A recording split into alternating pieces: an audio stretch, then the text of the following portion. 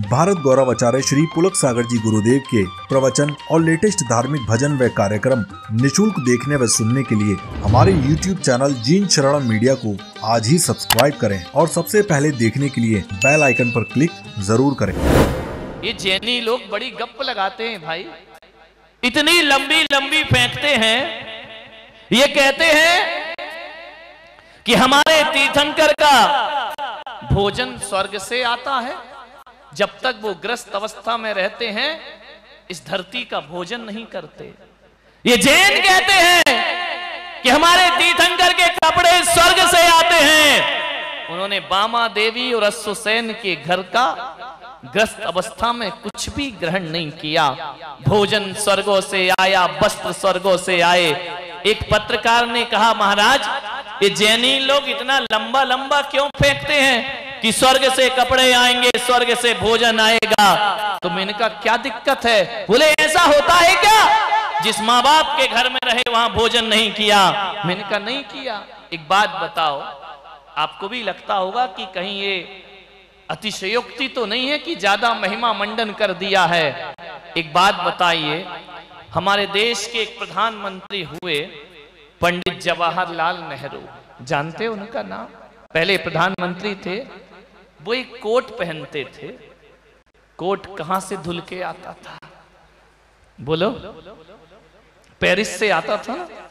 Paris से यदि एक देश के साधारण प्रधानमंत्री का कोट धुलकर आ सकता है और कोई आश्चर्य की बात नहीं, मेरे तीर्थंकर के वस्त्र यदि स्वर्ग से आ जाएं तो इसमें कोई भी गप की और मजाक की बात नहीं है। ये कोई आश्चर्यचकित करने वाली घटनाएं नहीं है। मेरे तीर्थंकर के शरीर में लाल रक्त नहीं होता, श्वेत रक्त होता है। रुधिर नहीं होता, दुग्ध की धारा बहा करती है। और जब कोई चंड कौशिक सांप भगवान के पैरों में दंश प्रहार करते हैं तो सांप के लिए बद्दुआ नहीं निकलती, बल्कि महावीर के अंगूठे से दूध की धारा फूट जाया करती है। यह तीर्थंकर की महिमा हुआ करती है। उसने कहा कि ऐसे कैसे हो सकता है कि तीर्थंकर के शरीर में लाल रक्त नहीं होता, श्वेत रक्त होता है? मैंने कहा हो सकता है। बोले हम नहीं मानते हैं। मैंने कहा मानना पड़ेगा। आपने गाय देखी है? गौ माता देखी नहीं देखी? बोलो ना, देखिए ना। अभी तो कुछ दिन देख लो, ऐसा समय आएगा कि चित्र में ही देखना पड़ेगी। इस तरह से उनकी हत्याएं इस देश में हो रही हैं। गाय आपने देखी होगी। आप बताइए, गाय के थन में दूध होता है या नहीं होता है? बोलो। यदि कोई उस थन में प्रहार करे, तलवार लगाए, तो थन से क्या निकलेगा मेरे भाई? खून निकलेगा या दूध निकलेगा? बोलिए, खून निकलेगा ना। तलवार लगाओ तो खून निकलता है। और जब उसी थन में कोई उछलता कूदता बछड़ा फुदकते हुए आता है तो वही जो लाल रक्त था वो दूध की धारा में परिवर्तित हो जाया करता है, क्योंकि वह गाय बछड़े के वात्सल्य में डूब जाया करती है। अरे जब एक पशु बछड़े के प्यार में डूबकर खून को दूध बना देता है तो मेरे तीर्थंकर तो प्राणी मात्र से प्यार करते हैं। उनका रक्त दूधमय हो जाए तो इसमें कोई भी आश्चर्य की बात नहीं है। उनका पूरे प्राणी से सारे जगत का हित चाहते हैं। वो तीर्थंकर परमात्मा हुआ करते हैं। पारसनाथ भगवान जिन्होंने अहिंसा की बिगुल बजाई, हिंसा के खिलाफ खड़े हुए और जीव रक्षा का संकल्प करने वाली एक आत्मा, एक भाव नहीं, दो भाव नहीं, 7 भाव तक संकट सहती है, उपसर्ग सहती है कमठ का। लेकिन पारसनाथ ने कहा 1000 संकट भी आ जाएं तो धर्म से बड़ा जगत में कुछ नहीं हुआ करता है। धर्म की उन्होंने आन और बान न छोड़ी। संघर्ष में जीवन रहा भगवान पारसनाथ का। जब वो धरती पर रहे तब भी संघर्ष, वो जब आज चले गए तब भी संघर्ष। पहले कमठ उपसर्ग करता रहा, अब समाज उपसर्ग कर रही है।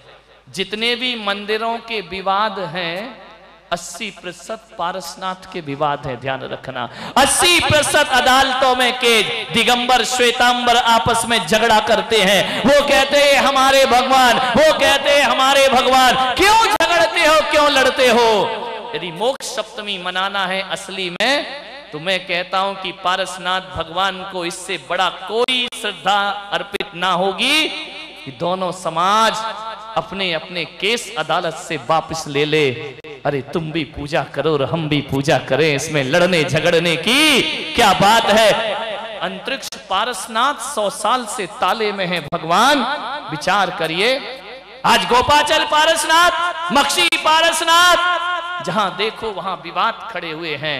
समाज से एक ही आग्रह है, यदि हम दोनों समाज आपस में लड़ती रही तो तीसरी समाज उसका फायदा उठा लेती है। गिरनार का दृश्य आपके सामने है, गिरनार का उदाहरण आपके सामने है। हम एकता के साथ जीने का यदि प्रयास करें, ये मीठा लड्डू क्यों चढ़ाया जाता है कि बिखरा हुआ तो नुक्ती हो जाती है, बूंदी हो जाती है, लेकिन समेट दिया जाए तो मोक्ष का निर्वाण का लड्डू हो जाया करता है। आए हम भी समाज एक साथ मिलकर के चलें। मुंबई में मुझे बड़ा आनंद आ रहा है।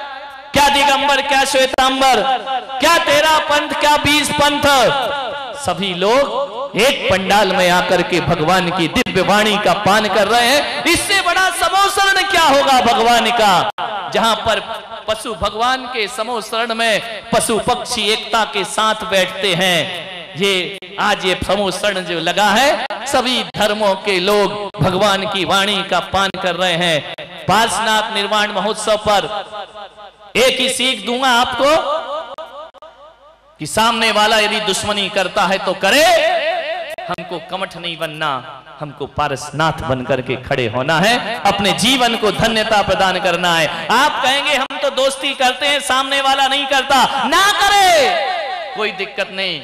जो मित्रता का व्यवहार नहीं करता वो कमठ का जीव बनता है, और जो मित्रता का व्यवहार करता है वो पारसनाथ बनकर के खड़ा हो जाया करता है। सारे जगत के लिए आदर्श, संघर्ष और उपसर के बीच यदि कोई आदर्श स्थापित करता है तो भगवान पारसनाथ हुआ करते हैं। मान्यवर, समय हो रहा है, ज्यादा प्रवचन का वक्त नहीं है मेरे पास, पूजन भी अधूरी है और अभी लड्डू भी चढ़ना है। अपनी बात को समेटते हुए आज भगवान को यहाँ पर हम विशाल, यह जो दृश्य आप देख रहे हैं, मुझे तो कुछ दिखाई नहीं दे रहा है, लेकिन कौन कह रहा है दिखाई नहीं दे रहा है? तुम अपनी आंखों से भगवान को देख रहे हो और मैं तुम्हारी आंखों में भगवान को देख रहा हूं। प्यारी प्यारी हव्यात्माओं,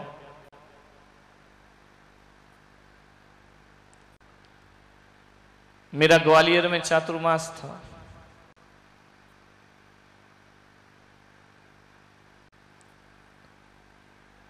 एक व्यक्ति प्रतिदिन प्रवचन में आते थे।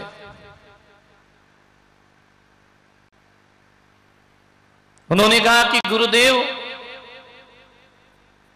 मैं आपका टीवी से भक्त बना हूं, आपके प्रवचन नियमित सुनता हूं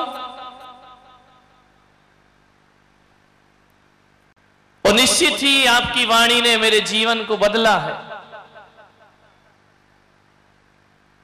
ये मेरा सौभाग्य है कि आप मेरे नगर में चातुर्मास कर रहे हैं।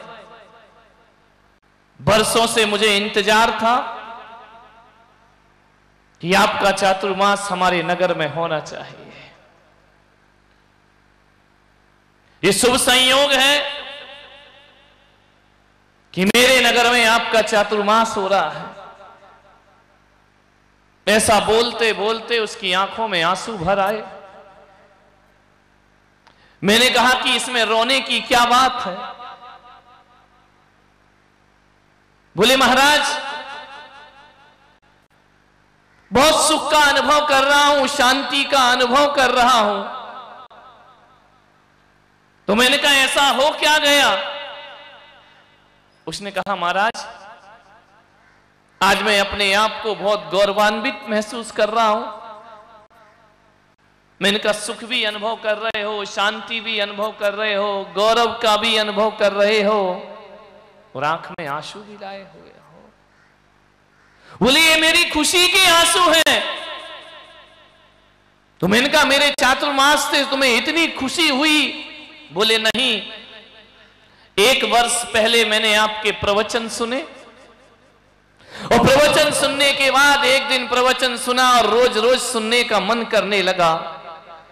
आपने एक दिन अपने प्रवचन में कहा कि आदमी को ईमानदारी का जीवन जीना चाहिए, आदमी को धन दौलत से ज्यादा अपनी जिंदगी के आदर्शों पर ध्यान देना चाहिए।